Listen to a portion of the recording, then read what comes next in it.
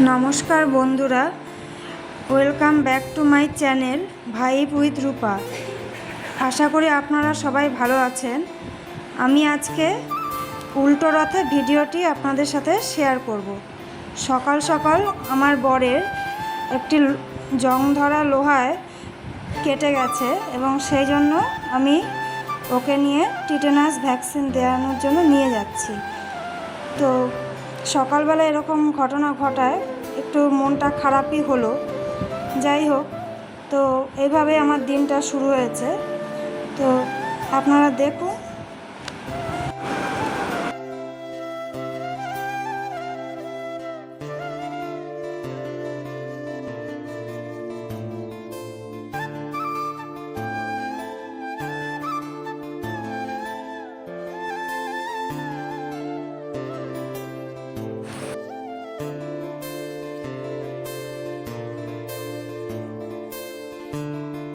এটা হচ্ছে পার হাউজের রথ।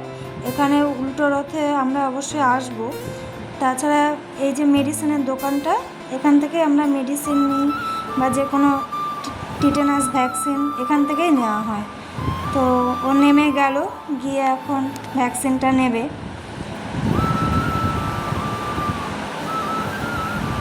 এই দাদাটার ভ্যাকসিন দেবার হাত খুব ভালো, তাই এখান থেকে ভ্যাকসিনটা নিই আমরা।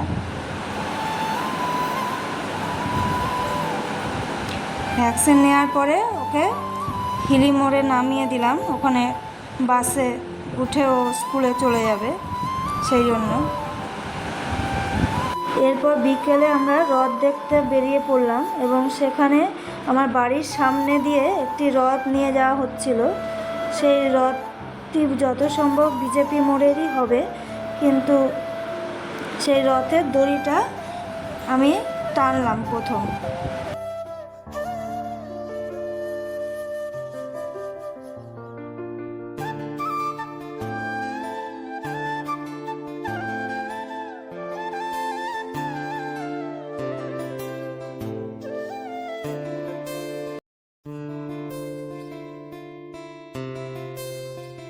রথের দড়ি টেনে আবার টোটোতে উঠলাম।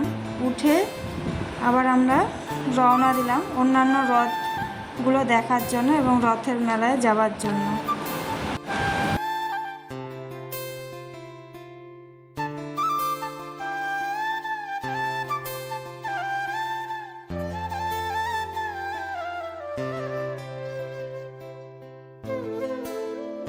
রথটা সত্যি খুব সুন্দর সাজানো হয়েছিল।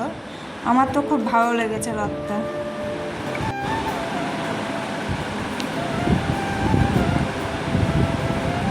এখানে আরও অনেকগুলোই রথ হয়। যেমন এবার আমরা পার হাউসের দিকেই যাচ্ছি, তখন এই রথটা যাচ্ছিল রাস্তা দিয়ে, তা আবার আপনাদের সাথে শেয়ার করলাম। এরপরে খাড়িটা পার করে আমরা পার হাউসের দিকে যাচ্ছি।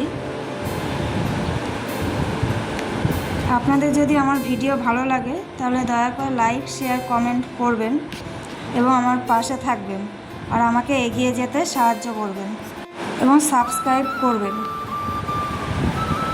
তো এটা হচ্ছে পার হাউসের রথ, আপনারাও দর্শন করুন।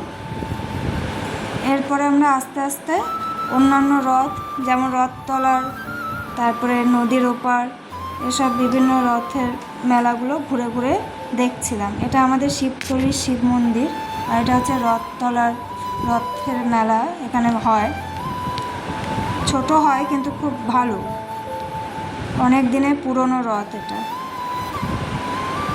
এরপরে আমরা নদীর ওপারের দিকে রওনা দিলাম। সানসেটটা দেখতে বেশ ভালো লাগছে। এটা হচ্ছে আত্রেই নদীর ব্রিজ, এটা পার করে ওপারে যেতে হয়। সেখান থেকে আমরা আবার বাজারের দিকে এলাম, সেখানেও আরেকটা রথ নিয়ে যাচ্ছিল। আজকের দিনটা বেশ ভালোই লাগছিল। বিভিন্ন জায়গায় রথের দড়ি টেনে টেনে সবাই নিয়ে যাচ্ছে। এরপরে বাড়িতে এসে একটা বিপত্তি ঘটে গেছে। আমার শাশুড়ির মনে হয় হাতটা ভেঙে গেছে, যত সম্ভব সেটা ওইভাবে শুয়ে আছে।